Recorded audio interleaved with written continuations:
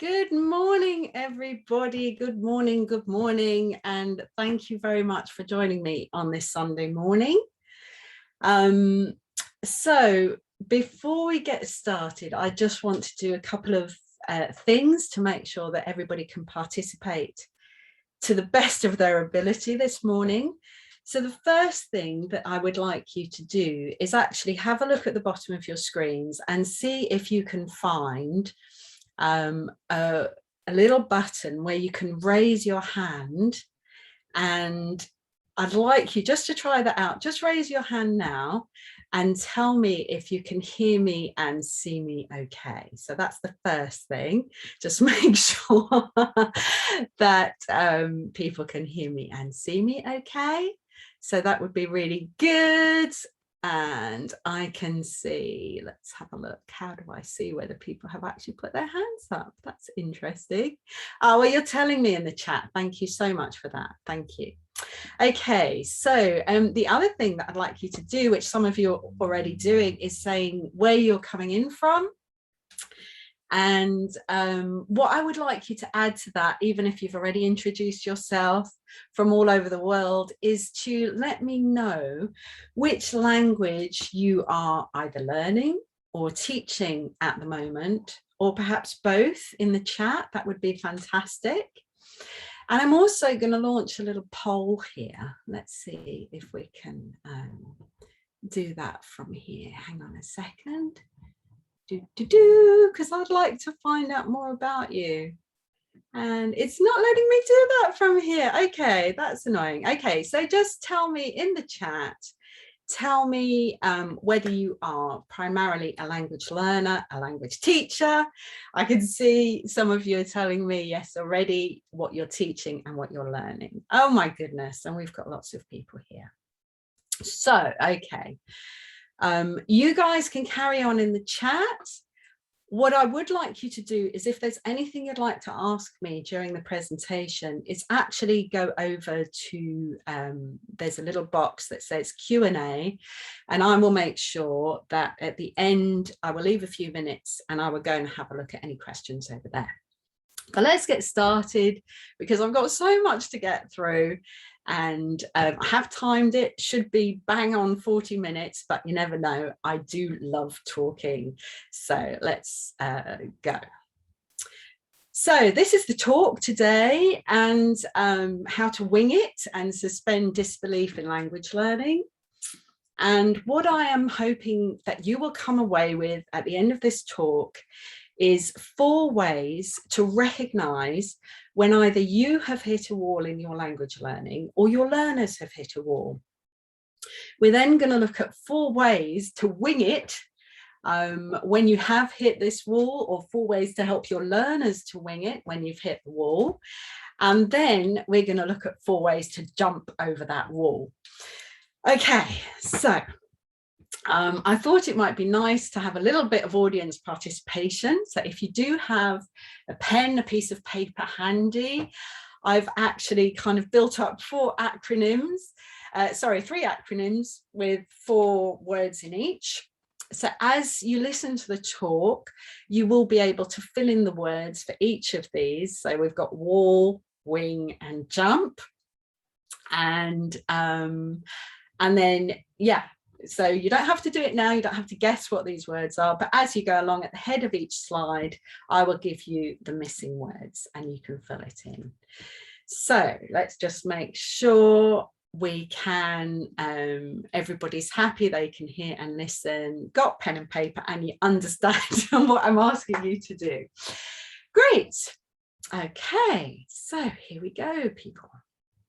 So first of all, just a little bit about me, just in case you're wondering who I am. So I'm the founder of Language for Fun. I set it up 15 years ago, and we teach languages to adults just for leisure. At the moment, we have about 1,500 adults that we teach every week with the help of our almost 100 teachers, many of whom are here today listening to me. Thank you for your support. But what I'm really passionate about is giving people the confidence to speak the language, to actually use it in real life. So yes, that's what I do nowadays. And I've also had a lot of experience in different settings. So I've worked with kids, I've worked with adults at university, I've worked in the community, and I've kind of taken little bits of knowledge from all of these different settings. And hopefully I'm going to have something of value to share with you today. But nowadays, my function really is to support teachers and learners when they do kind of hit these issues. I'm also a language learner myself, and I've hit many walls, believe me. So as a kid, my mum's Dutch, and I used to speak Dutch when I went on holiday, and everybody used to say, oh, you're so good at Dutch in the family. So I believed I was a great, Dutch speaker. And then as an adult, I went there with my husband. I thought, oh, I'll show off, I'll order dinner in Dutch.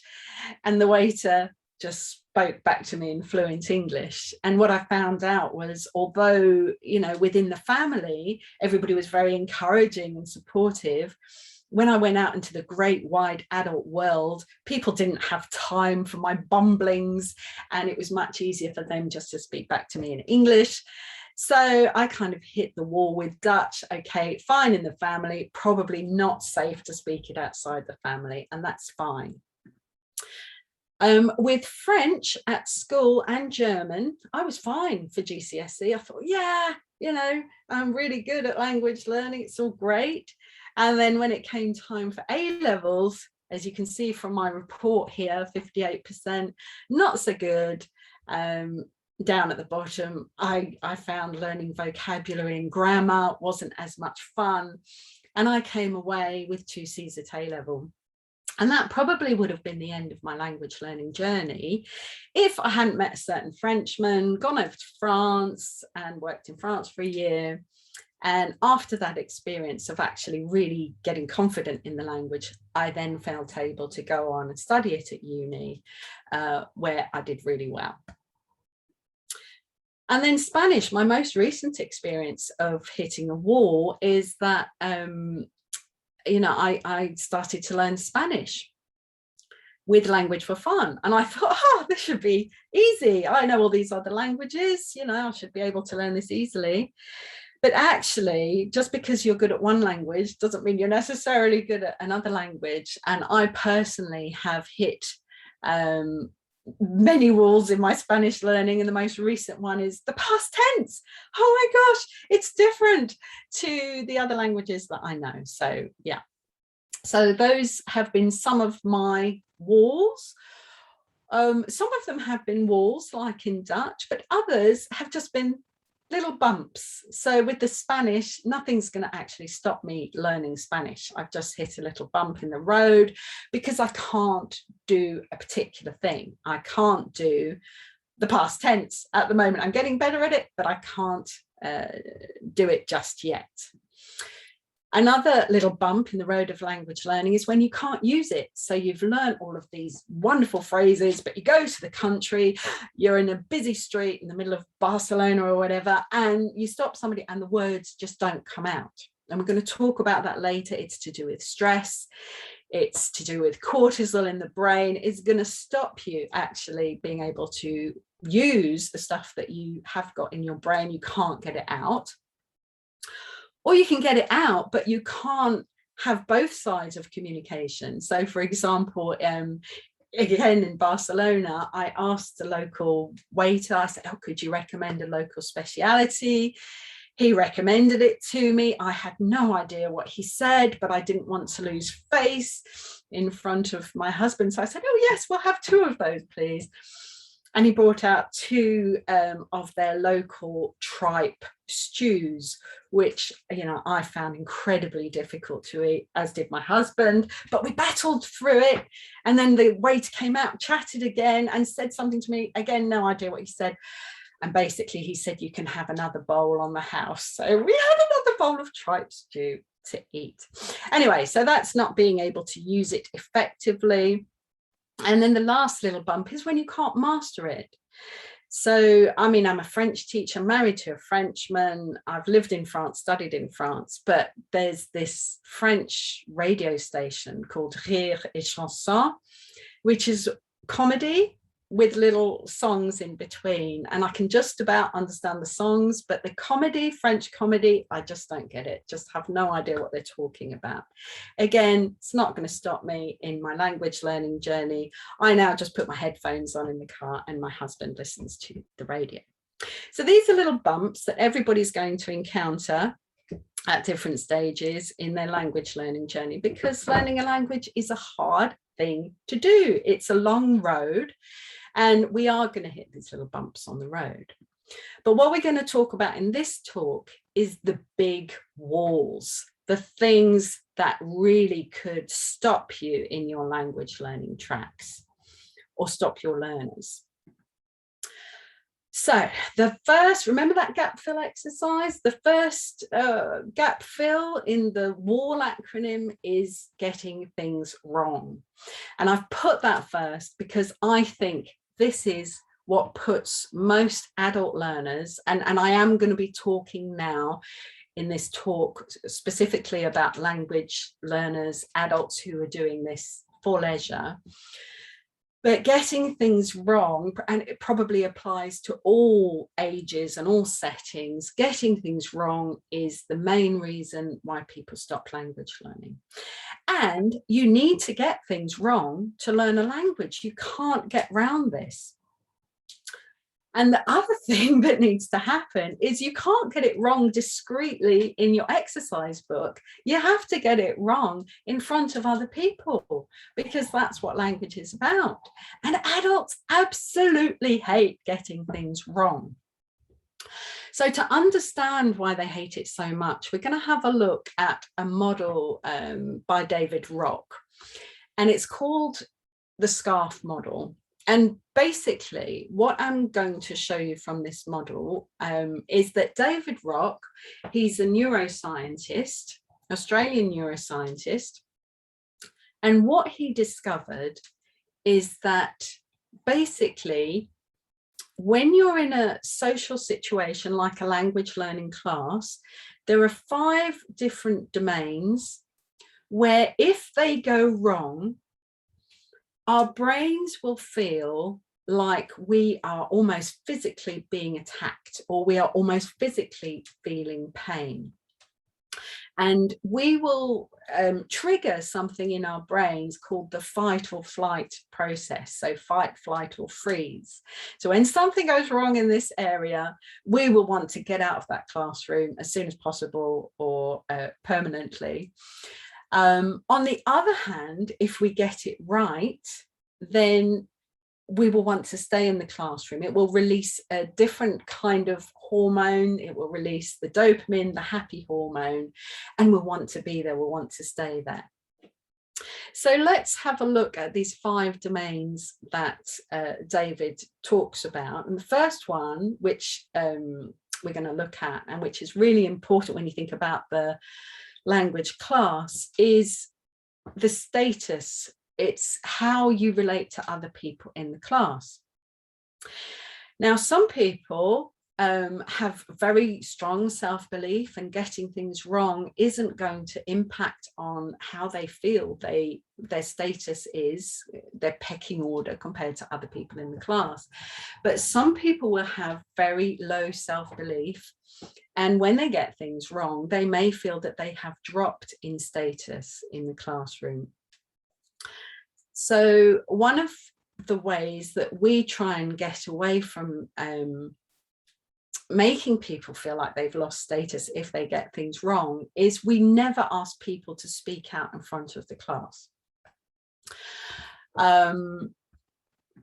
Another area, another of these social domains where people can feel really threatened is if they are, for example, left out of an activity in the class, or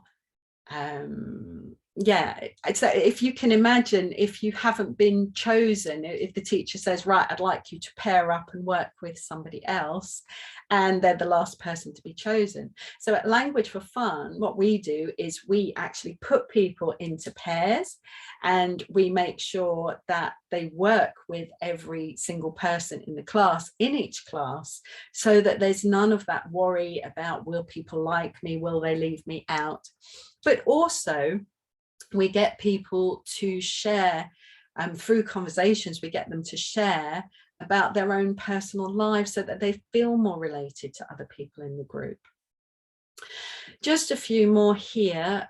Certainty. So as you can see, we're kind of building up the SCARF, so another acronym, the SCARF model, David Rock's SCARF model, and just wanted to touch on these. So certainty in a language class is our ability to predict what is going to happen in the language class.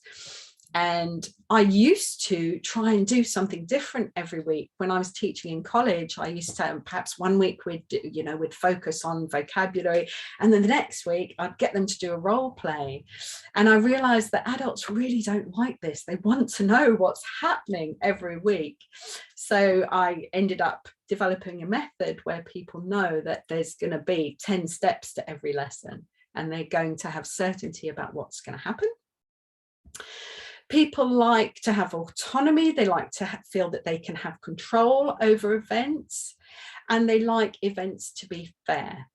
And so the fairness is like if the teacher is always choosing one particular person over another to demonstrate something in the group. So what we do in Language for Fun is we just get everybody to shout out at the same time. So I hope I've made that clear, that there are these 5 areas where we can, as teachers, really influence how the adult feels in the class. We can either make them feel nice and safe, in which case they're more open to language learning. But if any of these areas are threatened, then they're going to, potentially want to stop coming to our class. So that was the first wall that people hit, is they get things wrong and they find it difficult to cope with.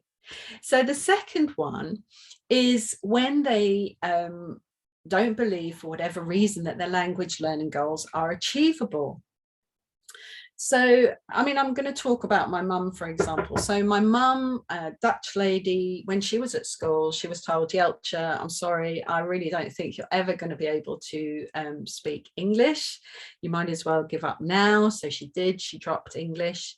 But then she met an Englishman, moved to the UK, and within months was working and training as a nurse, and obviously speaking English, well enough to get by in that field.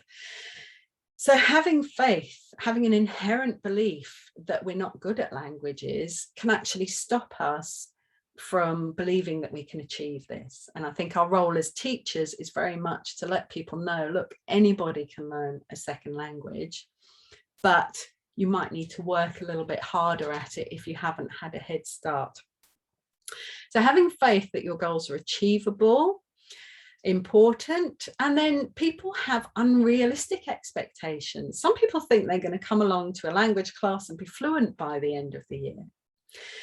According to Jackson and Kaplan, for native English speakers in the Foreign Service, you need about 600 hours to become proficient in a language. 600 hours. And this is backed up by a guy called Tim Ferriss, who did the 4-hour week. And he reckons you can master a language in 3 months if you move to the country and you have a tutor for the first month. But that also equates to about 600 active hours of language learning. So it's really important to give people realistic and achievable goals, and give them feedback on how they're doing. So people kind of, often they'll be halfway through and they'll look around at the other learners and think, maybe I'm not doing as well as those other people. Give them as much feedback as you can, positive feedback, let them know how well they're doing. And tell them not to be perfectionists. It's all about communication. Language learning is all about communication, not perfection.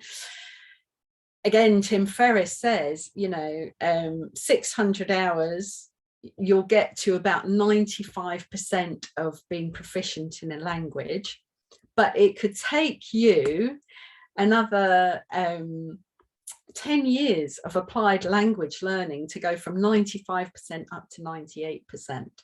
So, you really have to decide if you want to be perfect in the language. It's going to be a really long haul. So having achievable goals, really important.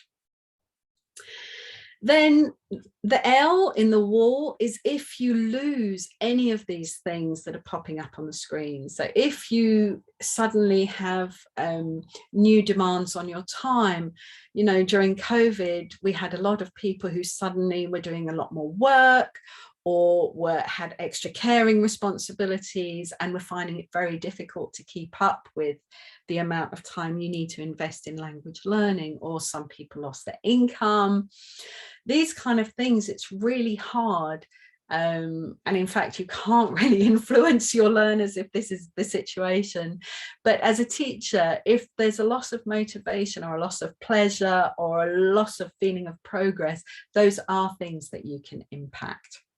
But any of these ones at any time could be a wall in your language learning, and it might be temporary. You know, when you get your time back, when you get your income back, and when you get your pleasure. A lot of people lost the pleasure of our face-to-face classes when we went online, and are really delighted to come back to it now that we are teaching face-to-face again. And then the last L in the wall is when learners get lost. So they might get lost because you teach them a rule, and then there are so many exceptions to the rule. Or they might get lost because they don't understand the rule. And often in Language for Fun, we will introduce something like, for example, the past tense, just a little sentence, something like, I lost my bag. And we'll say to them, look, don't worry about how to form the past tense. Don't worry about the rule, just learn that sentence. And some people are fine with that level of kind of not really understanding why they're saying something, but some people find it really challenging and they feel a bit lost in the language. So what you can do to help them as a teacher is put really strong scaffolding into a lesson. So here on the left, for example, when we have a conversation and we're asking learners to give us an answer, we'll give them a complete answer that they can use if they can't come up with their own one, or that they can adapt. So nice scaffolding so that they know what's expected of them within the lesson. And then structure within the lesson so that they don't get lost and suddenly think, oh, what am I supposed to be doing now? Try and make it really, really clear as a language teacher. But also signposting in the language learning journey, because language learning is an endless task, and people need to know what to expect, what they should be able to do at the end of that section. So there we go, just to keep you on track, give you a little bit of signposting. We've looked at the kind of walls that people might hit. And now what we're going to look at is ways that you can wing it when you have hit that wall. So let's imagine that what we're trying to say to somebody in our foreign language is, I'm so sorry to disturb you, but I seem to have lost my bag. Could you help me, please? But you don't quite have the skills to say the whole thing in your foreign language. So the first letter, the W of winging it, is to wiggle your way out of trouble. And you can wiggle your way out of trouble in lots of different ways. So first of all, you can simplify that great big massive sentence and just say something like, me lost bag, help. Or you can use English words. So the person that you're speaking to might not speak English fluently, but they probably would understand help and then me lost bag. So, you know, I often put a sprinkling of English words in when I'm speaking a foreign language, and people sometimes don't even notice. Or you can get the tense wrong. I told you I'm struggling with the past tense. So instead of I lost my bag, I could say, I lose my bag, help. You can invent a word. What could you invent? I've lost my bago, or I've lost, you know, invent a word that kind of sounds vaguely European, or you could use a related word. So I've lost my luggage. So these are all ways that people can use to get out of this conundrum, this little wall, or get through the wall, as it were. You can wiggle around it. Okay, so the I of wing is to insist. And this is something that as polite individuals, we find quite hard if we don't understand, for example, what somebody is saying back to us. But or if they talk back to us in English, so we can say to them, look, I'm studying the language. I would really appreciate it if you could take the time. I prefer to carry on speaking in the native language. Or we can ask them to repeat and repeat slowly. And here I suggest that you arm yourself with a couple of sentences to get them to repeat, because if you keep saying, could you repeat that please? Could you repeat that please?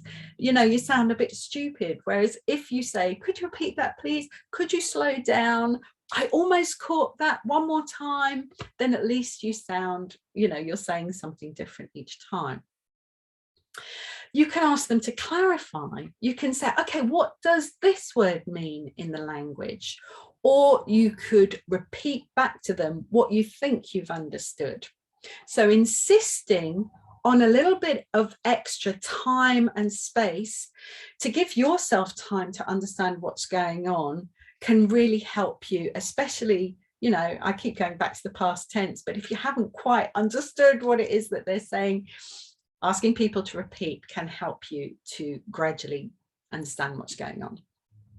The N in wing it is navigate. So navigate around the problem. So we've had wiggling out the problem. Now we're going to navigate around the problem. So what I'm suggesting here is you actually say it differently. So instead of I have lost my bag, you could say something like, I can't find my bag. Or if you know the word remember, you can say, I can't remember where my bag is. Or my bag is missing. Or have you seen my bag? And I think getting learners used to this fluidity, which if you do crosswords and stuff like that, it's just a different way of getting the message across. And some people, this comes very naturally, and some people it's quite challenging. But get them to practice this, perhaps even in English, so that they realize that this is a skill that they can apply. Or you can add information. So my bag is gone, bag gone, small, black, or it was on the table. Just the more information you can give somebody, the more they're likely to understand. And then finally, the last G of wing it is Google it. Okay, so I've no shame whatsoever in having your phone next to you just before you go into a restaurant. Just quickly Google, how do I ask for, or, you know, well-cooked steak, or whatever it is. You should have enough short-term memory to actually remember that for a few seconds before you come out and use it. So Googling it, using any of the kind of resources that are there, doesn't have to be Google, any app or website like Word Reference, really helpful to give you that little extra boost. And the other thing you can have is a cheat sheet. So this is my cheat sheet, which I have on the inside of my Spanish folder. And I've kept it small because there might be some mistakes in it. But the idea is that you know, I've put all of the endings of all of the different tenses, all of the pronouns on there, so that when I'm doing my Zoom class as a learner, I can have a quick look and check that I've got the right ending. Don't tell the teacher. Anyway, that is my cheat sheet, and that helps me wing it in Spanish with the past tense. So we've done the wall acronym, we've done the wing acronym, and now we're going to talk about how we can encourage learners to jump over that wall, because that, or to jump over the wall ourselves, because that really is, you know, what our role is as a teacher. Is to help people get through that disbelief, get through that difficult period. So let's have a look. One of the first ways that you can get them to overcome a struggle is to put them back in touch with the joy of learning the language. So do something fun, or if you're learning by yourself, do something that brings you joy, whether it's watching a film in that language, or watching something on Netflix, or listening to the radio, or a song, or doing a quiz, Or maybe sometimes, obviously difficult at the moment, but going over to the country and immersing yourself in the culture can be a really, really good way to remember, you know, the joy of just actually using language a little bit. So getting in touch with your joy is the J for jumping over the wall. And, you know, language is such a joyful thing. It's a thing to be used for experiences. So I think there are lots of opportunities. And sorry, if you are the teacher, you know, it might be a case of bringing it into the lesson. So I've said we do the same thing every week in language for fun, but that doesn't mean there isn't opportunity for you every now and then to do something different. Bring in a quiz, bring in a game, bring in some objects from outside. Just inject a little bit of joy into the class. The U in understanding to help people jump over that wall is often people just kind of have this vague feeling, oh, I'm not enjoying my language class as much as I was, I'm not enjoying the experience. And unless they really understand what it is that is going on, then they can't face it, they can't get through it. So if you're doing your language learning journey yourself, really think about, well, which aspects of language learning am I finding difficult? Or what is my wall? But if you're a teacher, then it's a case of talking with your learner, having that conversation, you know, on a regular basis, not just at the end of the course or not just at exam time, but really understanding where they are at and how they're feeling and what their frustration is.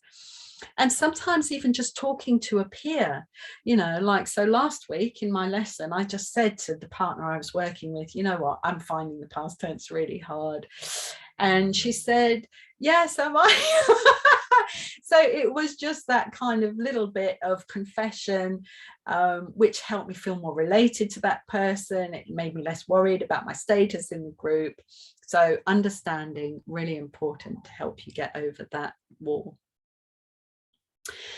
The M is about motivation. Now, you have kind of two kinds of motivation. You have extrinsic, something like you're studying for an exam or a job or a move to another country. And then you have intrinsic, which is where it's all about pleasure or socializing or improving your knowledge, having fun in the class. And it's really important for people to remember, especially if it's kind of something intrinsic, to remember why it is that they were learning the language in the first place. Put them back in touch with that. So every now and then just having conversations about, well, is it still the same reason why you're learning the language, or have things changed? Perhaps as people are going through the language learning journey, they might feel then that they could go for a job with language, or that they could move. So you might have some extra motivation that comes in. And then the final way to get over the wall is practice, lots and lots of practice. So I spoke about 600 hours. If you think, if you're only doing 1 hour a week in a class, 30 weeks a year, it could take you 20 years to get to this 600 hours. So what we recommend is that people spend some time during the week doing deliberate practice. And so that could be something that's enjoyable. So it could be something like watching Netflix with the Spanish subtitles underneath, but it must be deliberate practice. It's not enough just to kind of listen to a Spanish program with the English subtitles underneath. That doesn't really count. You know, you need to be actively looking up words and looking out for words. So how can you shorten that time span? Well, really what you're looking at as well is frequency of practice, because if you just do all of your, I don't know, 3 or 4 hours in one day, but then you don't do anything for a week, you will have forgotten quite a lot of what you've practiced. So try and have at least 2 sessions spaced out during the week. If you can do 4 hours a week, then you're kind of cutting your language learning journey down to 5 years from 20. Up to you. But what you do need to do is you do need to practice. So, you know, we do tell people language learning can be fun, but it is work. And like any skill, you need to practice it. So we should now have the 4 words for wall, the 4 words for wing, the 4 words for jump. And I'm just going to leave you with one last thought, which is, you know, in language learning, it's imperative to suspend any disbelief. And I love this quote by Albert Einstein where he says, it's not that I'm so smart, it's just that I stay with problems longer. And I want to reassure you and your learners that if you stay with the problem, if you take the time and energy to wing it, then you will get over that wall over time. So let's have a look now. If I stop sharing that with you and I come back to, oh, here we are. So now I can see the poll. So we've got, let me just share the results with you. And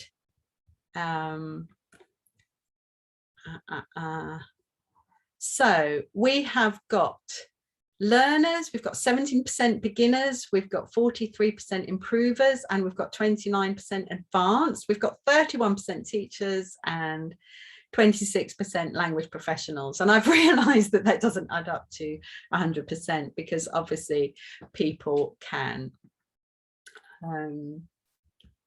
be many of these things. So I'm going to go over now to the questions and answers. And the first question is how to best memorize vocabulary in a foreign language. Okay, so what's the best way of memorizing vocabulary in a foreign language? And it would be lovely. I don't know if people can also answer that in the chat. Let's go over to the chat and perhaps type some answers in there. So what's the best way of memorizing vocabulary? Well, I think it varies from person to person. That's what I would say. But here are some strategies that we give to our learners. So first of all, you can put vocabulary in places where you're going to encounter it during the week. So we give people little word cards that they can stick up on their fridge or that they can stick up on their bathroom mirror. So remember I spoke about deliberate practice, that you need frequency to remember things. So that's one way. Another way is to listen, because obviously the way that you pronounce vocabulary is very important. So we get people to listen to little videos where people have the word in English and then they'll have the word in the target language. What else do we get people to do? Play with the language. So the more amusing you can make it with apps like Duolingo, or we have our own little exercises, our own little quizzes and games.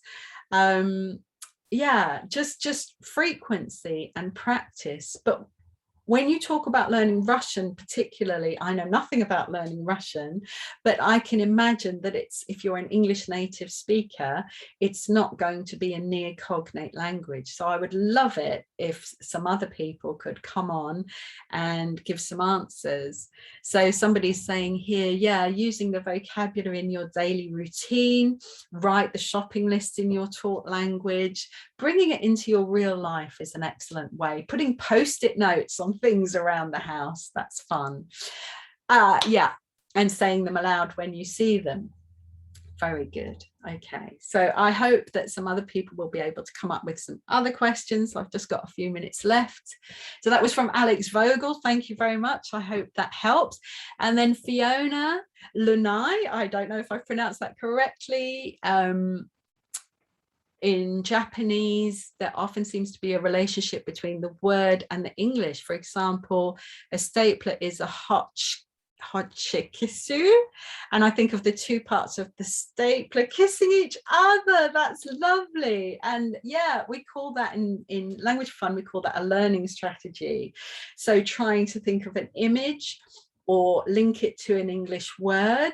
So for example, another example is the number 1 in Dutch is a nice juicy apple, for the number a nice juicy apple. Lovely imagery, linking it to an English word. Thank you so much, Fiona, that's brilliant. Jonathan, get a pack of Post-its, put them randomly on your wall. Yeah, totally agree with that. That was Jonathan Tanner. Helena Gupta, I realized that when I tried to speak French, which I've been learning in school, haven't spoken for a while. Hindi, which my husband speaks and I've been passively learning, pops up in my head instead. Okay, so that's very interesting. So you're learning French, but words from another language are popping up instead. I would say that's brilliant. Don't try and stop that, because somehow your brain is making connections. So let's say you're trying to learn the word for stapler in French, but the Hindi word is coming up. That's great. Your brain is making the connection between the visual object, the stapler, and all of the different languages that you know the word for stapler in. So just welcome that, because any kind of connection between the object and any language is great. And gradually over time, don't stress, your brain will be able to differentiate between the Hindi and the French when you are actually speaking to people. Okay, so I'm going to come away from the Q&A now, and I'm just going to go and have a look in the chat. I'm going to put my glasses on because it's very, very tiny, and just see what else people have been saying, because it's very interesting. So Jonathan talks about mnemonics. Yep, that's really helpful. And oh, we've got a lovely comment here. I think this talk is good because it reminds me that probably as a language teacher, you have a natural ability in learning languages yourself. And you tend to forget this in the classroom and think that everybody has the same ability. Spot on, Fiona. So we do our language training. We get people to learn Dutch so that they can really experience what it's like to be a complete beginner in another language. But even so, you have the advantage that you were good at languages. Anyway, but if they don't, students get very frustrated and fed up, of course, yet they are probably very good at things I can't do at all, like fixing a bicycle, for example. So the lesson for me here is to be much more patient with my students and try to come up with different ways for them to learn things. Yeah, again, when I was learning to be a teacher, I kept losing beginners in my beginner classes. So I paid somebody who was a very experienced teacher to come and teach my beginners. And I sat there in the lesson. I was so bored. And I thought, she's really taking the mickey. She's hardly doing anything at all in this lesson. The learners are going to want their money back. And at the end of that lesson, to my great dismay, they came up to me and said, oh, thank you so much for getting this guest teacher. It was just the right pace for me. I really enjoyed it. So yeah, I had to eat humble pie and really slow down when I was teaching them, because it wasn't necessarily their natural ability. Okay, anybody else got anything else to say or to ask? I don't think. Let's just see if we've got anything else in the Q&A.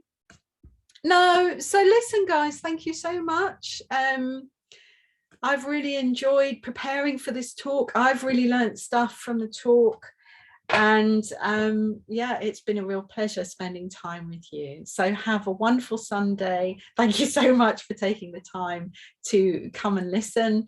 And yeah, enjoy your language learning journey and keep going. Bye.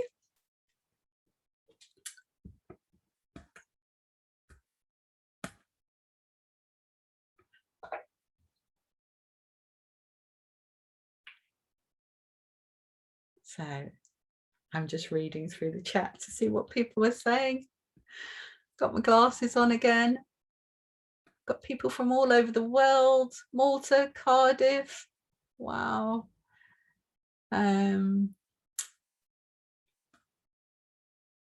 Okay, well, I better stop the session.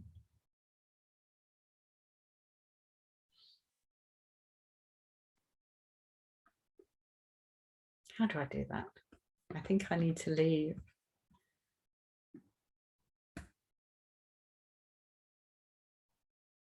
Okay. Let's leave.